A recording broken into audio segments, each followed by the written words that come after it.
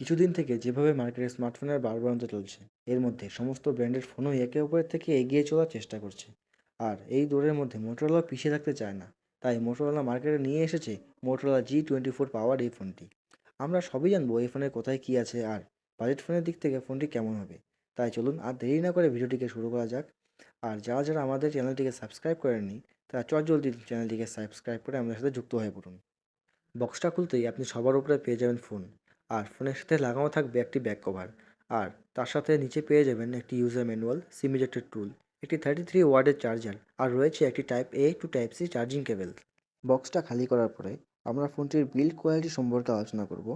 ফোনটি হাতে নিতে বেশ প্রিমিয়াম কোয়ালিটির ফোন বলে মনে হয়েছে, কারণ এই ফোনের পেছনে পিএমএমএ মেটেরিয়াল দেওয়া হয়েছে, যাকে অ্যাক্রিলিক গ্লাসও বলা হয়, যার ফলে ফোনটি বেশ শক্ত আর হ্যান্ডি হয়ে গিয়েছে।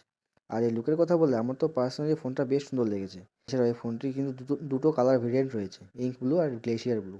পোর্টস অ্যান্ড বাটনসের কথা বলতে গেলে আপনি এই ফোনের উপরের দিকে পেয়ে যাবেন একটি হেডফোন জ্যাক, আর উপরে লেখা থাকবে ডলবি এটমস। এর মানে আপনি বুঝতেই পেরে গেছেন যে ফোনটিতে আপনি ডলবি এটমসের সাপোর্ট পাবেন। তারপরে আপনি ফোনের ডান দিকে পেয়ে যাবেন volume up and down button, আর তার নিচে পাবেন পাওয়ার বাটন। আর এতেই আপনি ফিঙ্গারপ্রিন্ট সেন্সর পাবেন। এরপর নিচের দিকে রয়েছে স্পিকার, একটা টাইপ সি পোর্ট আর প্রাইমারি মাইক। ফোনটার বাঁদিকে রয়েছে সিম ট্রে, যেটাতে আপনি দুটো সিম আর একটা মেমোরি কার্ড লাগাতে পারবেন।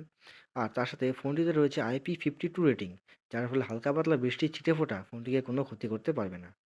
আর তার সাথে ফোনের ডিসপ্লেতে দেওয়া হয়েছে 6.6 ইঞ্চিস এর HD+ IPS ডিসপ্লে, যেটি 90 হার্জ রিফ্রেশ রেটের সাথে চলবে। আর রয়েছে 120 হার্জের টাচ স্যাম্পলিং রেট। ডিসপ্লেটা HD+ হলেও বেশ ভালো ভাইব্রেন্ট কালার প্রোভাইড করছে। আর সবথেকে বড় কথা, এখানে আপনি পেয়ে যাচ্ছেন একটি পাঞ্চ হোল ডিসপ্লে। এতে আপনি পেয়ে যাচ্ছেন 563 নিটসের ব্রাইটনেস, যেটি সানলাইটও বেশ ভালো ভিজিবল, কোনো রকম অসুবিধা হয় না। আপনি এই ফোনটিতে পেয়ে যাচ্ছেন হিলিও G85 এর প্রসেসর। হ্যাঁ, মানছি এই প্রসেসরটা অল্প পুরনো, কিন্তু আজকের দিনেও বাজেটে বেশ ভালো প্রসেসর, যথেষ্ট ভালো পারফরমেন্স প্রোভাইড করছে। আর এই ফোনের আন্তত স্কোর প্রায় 2,70,000 আশেপাশে দিয়ে দিচ্ছে। আর তার সাথে রয়েছে DDR4X র্যাম। এই ফোনের নর্মাল অ্যাপ্লিকেশনগুলো তো বেশ ভালোই চালিয়ে দিচ্ছে।